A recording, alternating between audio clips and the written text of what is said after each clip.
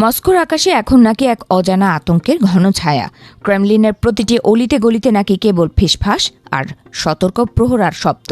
Ukraine যুদ্ধের পঞ্চম বছরে পদার্পণ করে যখন রুশ সেনারা ময়দানে লড়ছে, ঠিক তখনই খোদ ভ্লাদিমির পুতিনের গদি নড়বড়ে হওয়ার গুঞ্জন ছড়িয়ে পড়েছে বিশ্বজুড়ে। পশ্চিমা গোয়েন্দা সংস্থাগুলো দাবি করছে রাশিয়ার ভেতরেই এক বিশাল অভ্যুত্থানের প্রস্তুতি চলছে, যা পুতিনকে চিরতরে সরিয়ে দিতে পারে। ক্রেমলিনের অন্দরমহলে এখন সর্বোচ্চ সতর্কতা জারি করা হয়েছে। মার্চের শুরু থেকেই পুতিনের ব্যক্তিগত নিরাপত্তা বলয় এমনভাবে বাড়ানো হয়েছে যে তার ধারে কাছে পৌঁছানো এখন প্রায় অসম্ভব। এমনকি তার ব্যক্তিগত বাবুর্চি, আলোকচিত্রী এবং দেহরক্ষীর ওপর রাখা হয়েছে কড়া নজরদারি।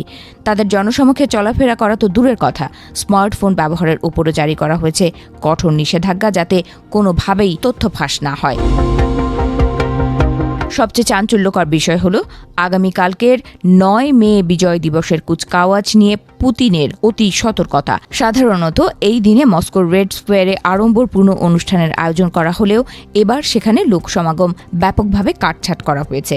এমনকি রুশ আইনসভার সদস্যদেরও আমন্ত্রণ জানানো হয়নি এবারের কুচকাওয়াজে। পুতিনের এই অস্বাভাবিক আড়ালে চলে যাওয়া এবং জনবিচ্ছিন্নতা তার চরম মানসিক চাপের বহিঃপ্রকাশ বলে মনে করছেন বিশেষজ্ঞরা।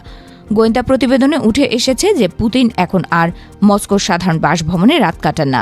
ড্রোনের ভয় তিনি দিনের পর দিন ক্রাসনোদার অঞ্চলে মাটির নিচে তৈরি অত্যাধুনিক বাংকারে কাটিয়ে দিচ্ছেন। সেখান থেকে ভিডিও বার্তার মাধ্যমে রাষ্ট্র পরিচালনা করছেন তিনি। পুরনো অনেক ফুটেজ বর্তমানে প্রচার করে জনগণকে বোঝানোর চেষ্টা করা হচ্ছে যে প্রেসিডেন্ট আগের মতোই সচল আছেন, কিন্তু বাস্তবতা নাকি একেবারেই উল্টো। রাশিয়ার প্রতিরক্ষা মন্ত্রী সের্গেই শোইগুর ওপরও এখন সন্দেহের তীর ঘুরছে।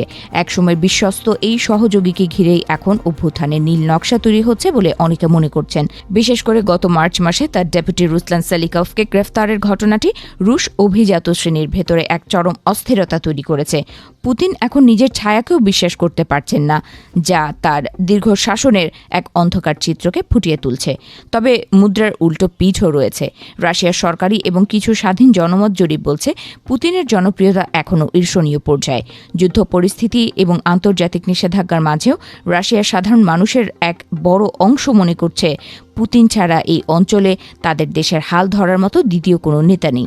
এই উচ্চ জনপ্রিয়তা থাকার পরও কেন পুতিন এত ভীত হয়ে পড়েছেন তা নিয়ে তৈরি হয়েছে এক রহস্যময় ধাঁধা।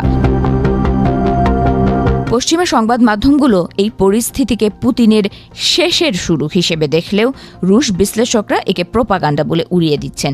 তাদের দাবি শত্রুপক্ষ রাশিয়ার সামরিক মনোবল ভেঙে দেওয়ার জন্য এই ধরনের ভুয়া তথ্য ছড়িয়ে বিভ্রান্তি তৈরি করছে। তবে ইয়েভগেনি প্রিগোজিনের সেই বিগত দিনের নাটকীয় বিদ্রোহের কথা মনে করিয়ে দিয়ে অনেকেই বলছেন ক্রেমলিনে যে কোনো সময় বড় কোনো বিস্ফোরণ ঘটা অসম্ভব কিছু নয়। ইউক্রেনের ড্রোন হামলা এখন সরাসরি পুতিনের বাসভবনকে লক্ষ্যবস্তু বানাচ্ছে, যা রুশ প্রেসিডেন্টের আতঙ্ক কয়েক গুণ বাড়িয়ে দিয়েছে। গত বছরের ডিসেম্বরে নোভগরোদ অঞ্চলে পুতিনের বাসভবনে ড্রোন হামলার চেষ্টার পর থেকে তিনি নিরাপত্তার ক্ষেত্রে 1 ইঞ্চি জমিও ছাড় দিতে রাজি নন। সামরিক অবকাঠামো পরিদর্শন কিংবা জনসাধারণের মাঝে সরাসরি উপস্থিত হওয়ার মতো ঝুঁকি তিনি এখন পুরোপুরি এড়িয়ে চলছেন।